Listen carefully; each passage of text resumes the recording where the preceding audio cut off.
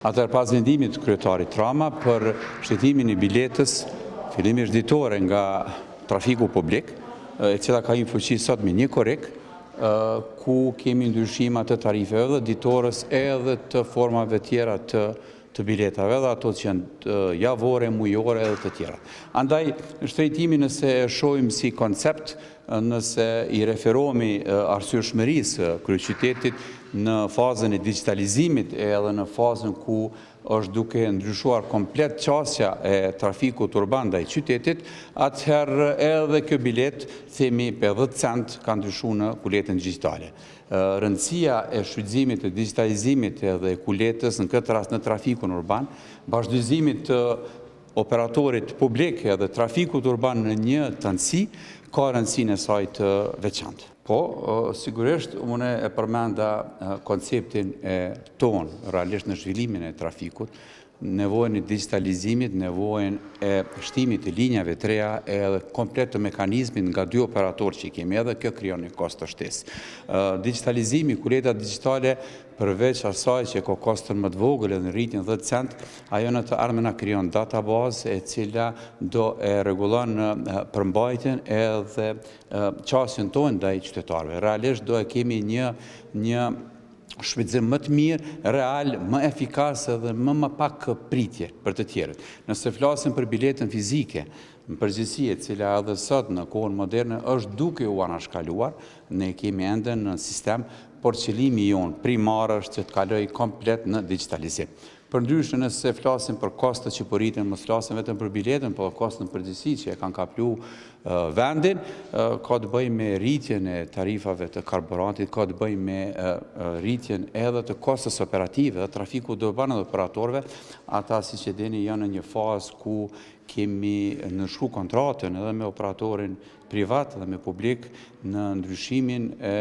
shfrytëzimit të autobusit vjetër, realisht kanë premtuar se do të marrin autobus të rinj, e cila e rrit kostën për me përmbush nevojën që trafiku urban së shpejti të jetë modern dhe efikas. Ka pas edhe, po qarkullon në fjalë se ka pas edhe ndikime politike, apo pse është bë para fushatës tjera, kjo nuk ka lidhje as me fushata politike, as me kostën që thatë ju fillimisht. Jemi në fazë ku sipas projektit që kemi, jemi në fazën ku jemi duke e shty projektin përpara. Jemi në fazën ku digitalizimi, rritja e linjave, zgjerimi i linjave, e dini shumë mirë dhe keni publikuar sigurisht lajmin se shumica e linjave në përfshatra të qytetit jemi duke u zgjeru. Linjën, domethënë për 5 km, 10 km, dhe kjo krijon shtesa të investimeve edhe të harxhimeve. Andaj, pa i marrë parasysh këto që i thatë ju, jemi në fazën e rregullt që ne kemi planifikuar të vazhdojmë me digitalizim, me ofrime më efikase për qytetarët, të cilët nuk kuptojnë edhe shtimin e linjave dhe të autobusëve të rinj. Rritja e çmimit ka ardhur pasi që kemi ekipet punuese të ekspertëve edhe vendor dhe ndërkombëtar. Sipas asaj që kemi rishikimin e buxhetit, pastaj duke pa edhe databazën që kemi, edhe financiare, edhe operative, kemi ardhur deri te ky përfundim. Jeni të sigurt se përditësimi i shtrejtimit të biletave është bërë pas një kohë të gjatë, çmimet kanë qenë të njëjta, një kohë të gjatë, kemi tentuar dhe kemi bë ndryshime në funksionalizimin e proceseve të tjera brenda projektit. Pjesa e fundit ka qenë në shtrejtimi i biletës. Siç e dini edhe ju, ne kemi revitalizuar edhe një pjesë të autobusëve, kemi kriju rrugë të reja, kemi kriju stacione dhe kemi dhënë mundësi sa më shumë që ky projekt të vazhdoj me kostën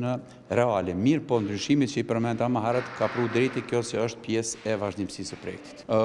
Kemi informata, sigurisht i kemi databazën, në bazë asaj databazës që kemi pa dhe lëvizshmërinë e qytetarëve që shfrytëzojnë trafikun urban,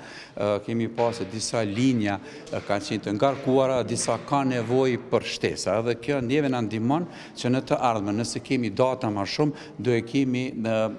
funksionin më të mirë trafikun urban, do të japim shërbime më efikase dhe shërbime më të shpejta.